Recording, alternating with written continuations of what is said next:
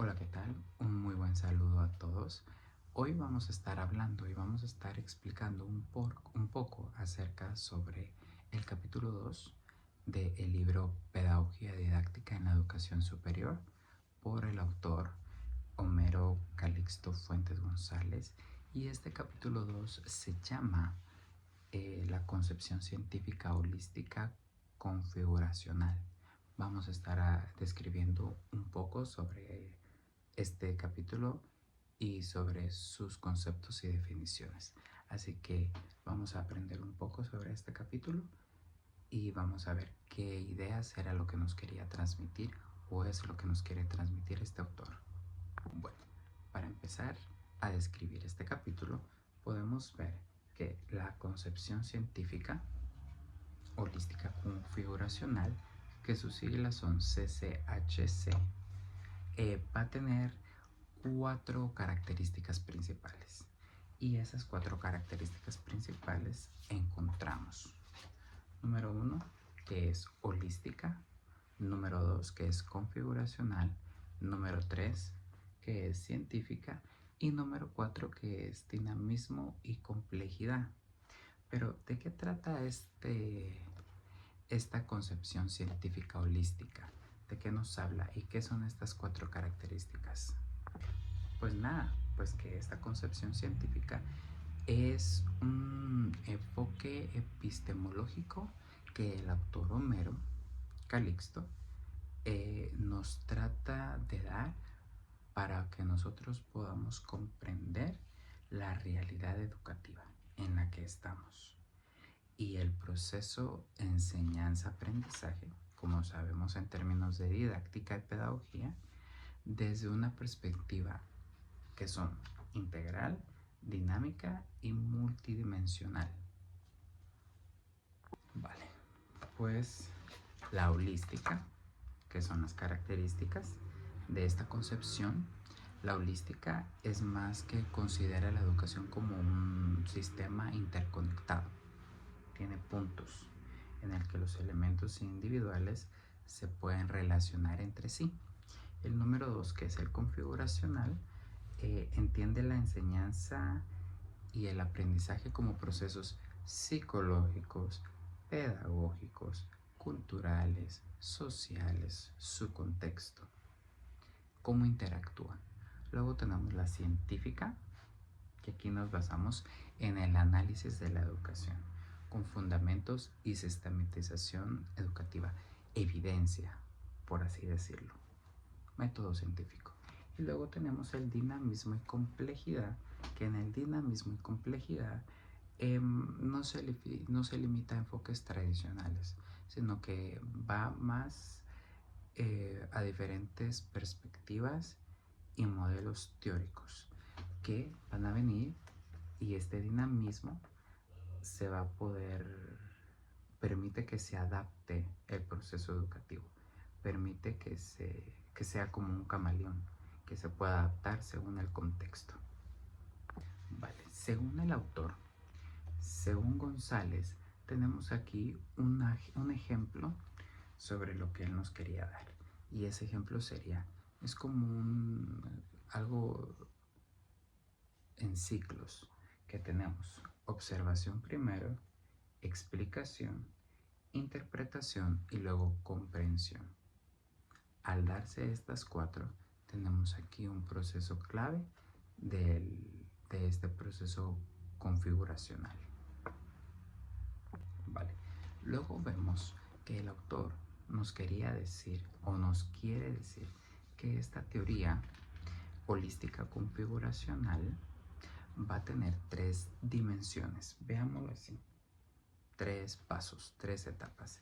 Y esas etapas son: tenemos configuraciones, dimensiones y estructura de relaciones. ¿Pero qué es cada una? Pues les comento. Las configuraciones son categorías subjetivas, objetivas, que expresan el reconocimiento de rasgos y cualidades en el ámbito educativo. Podemos decir docentes a estudiantes. Luego tenemos las dimensiones en el número 2, que se expresan mediante la relación entre configuraciones como rasgos, cualidades, características y propiedades. Y luego tenemos la estructura de relaciones, que sería el número 3, que se expresa regularidades, expresan el interior del proceso, expresan el movimiento del proceso. Esto sería con la teoría holística configuracional. Vemos aquí sus 3 etapas. Luego vemos que el autor nos dice que la ley de la teoría holística configuracional pues no es más que la construcción científica a base de evidencias.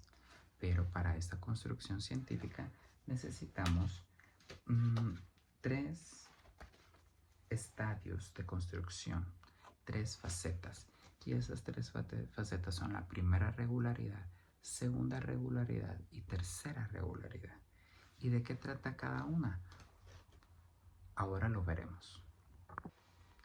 Vale, pues la primera regularidad consiste en cualidades que se constituyen en configuraciones de un orden superior.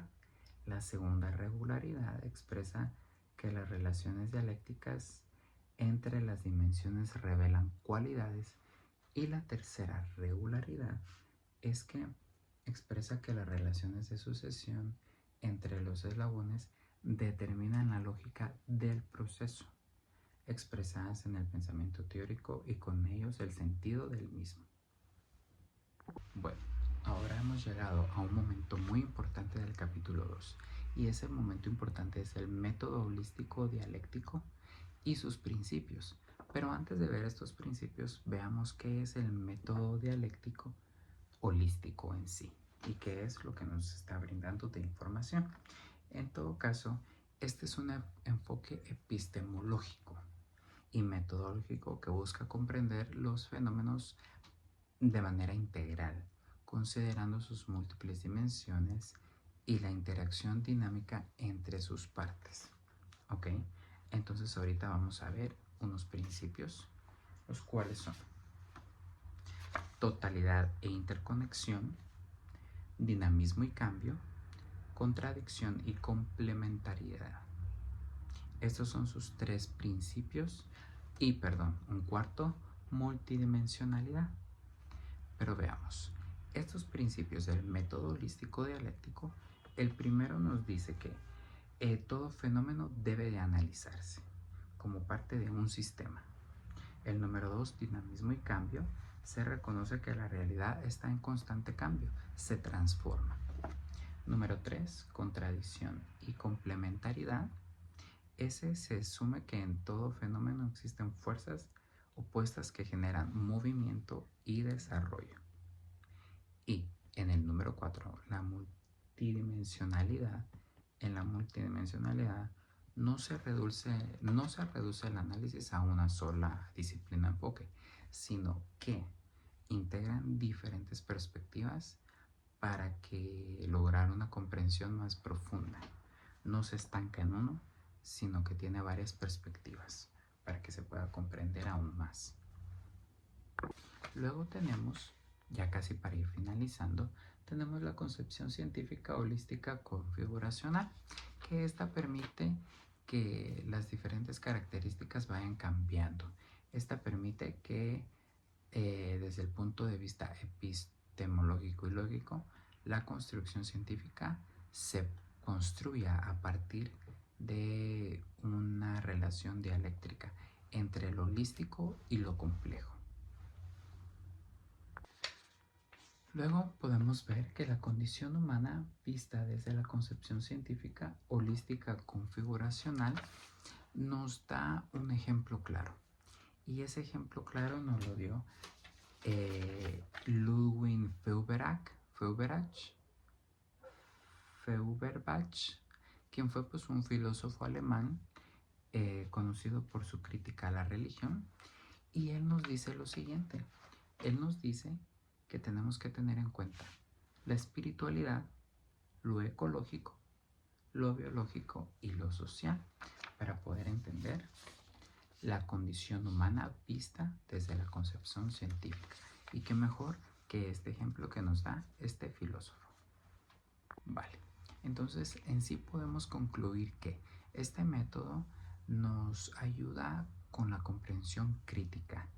Es muy útil en la educación superior, sobre todo en la formación del pensamiento crítico, que es ahí en donde a veces nos cuesta un poquito desarrollar esa parte, sobre todo con textos como este libro, ya que nos ayuda a comprender la complejidad de los fenómenos y a desarrollar nuestras habilidades analíticas.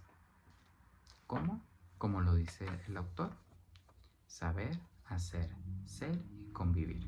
Entonces podemos ver que ahí se traduce, ahí se concluye todo.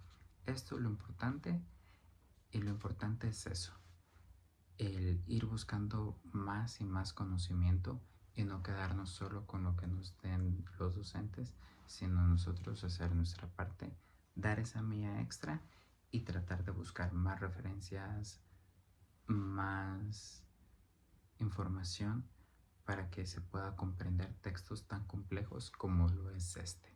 Entonces, muchísimas gracias por su atención y espero haber respondido algunas dudas, y cualquier duda será un gusto para mí poderle resolver.